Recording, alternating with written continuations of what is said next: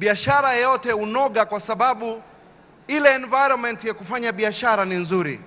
Nataka kusema ya kuwa Jubilee has enabled us with that environment ambayo ni sawa sawa, imetusaidia kuwa na matatu nyingi sana katika hii nchi. Tuko under umbrella za sako na makampuni, na kwa hivyo mtu ambaye anataka kuingia hiyo biashara sio kama hapo zamani, na hii yote imeletwa kwa sababu ya ile environment nzuri.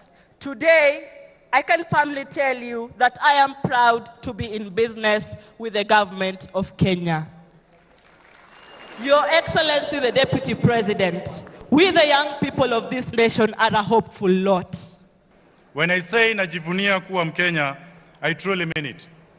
For who would have known that a young man from the swampy shores of Lake Victoria would today be a happy proprietor of a hospital in Nairobi?